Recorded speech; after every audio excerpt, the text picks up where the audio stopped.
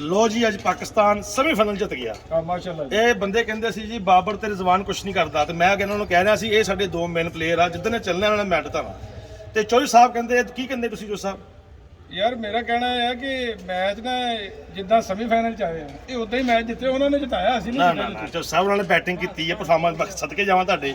ਤੇ ਬਲੋਚ ਸਾਹਿਬ ਤੁਸੀਂ ਕਹਿੰਦੇ ਹੋ? ਮੈਂ ਅੱਦਾਂ ਕਿ ਜਿਹੜਾ ਬਾਬਰ ਏ ਨਾ ਓਪਨਰ ਨਾ ਆਇਆ ਕਰੇ, ਇਹ ਕਿਸੇ ਹੋਰ ਛੋਰ ਨੂੰ ਚਾਂਸ ਦੇ। ਜੇ ਬਾਬਰ ਆਪਣਾ ਅੱਜ ਨਾਂ ਦਾ ਸਕੋਰ ਕਿੰਨੇ ਬਣਾਉਣਾ ਸੀ ਮੇਰੇ ਭਾਈ ਚੱਲ ਓਪਨਰ ਤੂੰ ਵੀ ਜਾ ਕੇ ਵਿਕਾਸ ਬੱਲਾ ਮਾਰਨਾ ਹੋਣਾ ਨਾ, ਤੇ ਤੇਰੇ ਕੋਲ ਵੀ ਸਕੋਰ ਹੋ ਜਾਣਾ। T20 ਚੀਜ਼ ਨਹੀਂ ਖਰੀਦਦਾ ਟੱਕ ਟੱਕ ਇਨ ਕਰਕੇ ਨਹੀਂ ਮੈਚ ਖਰੀਦਦਾ ਨਾ ਮੇਰਾ ਭਾਈ, ਨਾ ਨਾ 100 ਰਨ ਦੀ ਪਾਰਟਨਰਸ਼ਿਪ ਦਿੱਤੀ ਉਹਨਾਂ ਨੇ ਸਾਹਿਬ ਰਿਜ਼ਵਾਨ 100 ਰਨ ਦੀ ਪਾਰਟਨਰਸ਼ਿਪ ਐਮ ਨਹੀਂ ਹੁੰਦੀ T20 ਚ। ਕਿੱਦਾਂ ਹੋ ਗਈ?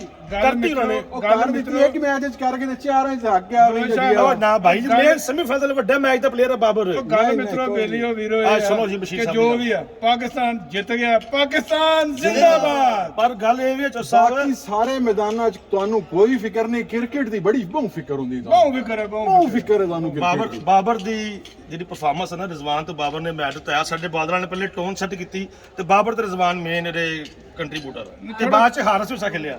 ਮੇਰਾ ਖਿਆਲ ਹਾਰਿਸ ਤੇ ਮੇਡ ਇਨ ਚਾਈਨਾ ਹੈ ਨਾ ਭਾਈ। ਮੈਂ ਚੁੱਕੇ ਕ੍ਰਿਕਟਰ ਵੀ ਆ, ਮੇਰਾ ਖਿਆਲ ਥੋੜਾ ਨਾ ਤੇਜ਼ ਖੇਲਣਾ ਚਾਹੀਦਾ ਸੀ। ਲੋ ਜੀ ਹੈ ਜੀ, ਉਹ ਦੇਖੋ ਜੀ ਇਹ ਮੂੰਹ ਦੇਖੋ ਕਿਦਾਂ ਦਾ, ਉਹ ਖੁਸ਼ ਨਹੀਂ ਹੋ ਰਿਹਾ ਮੂੰਹ ਦੇਖ ਕੇ।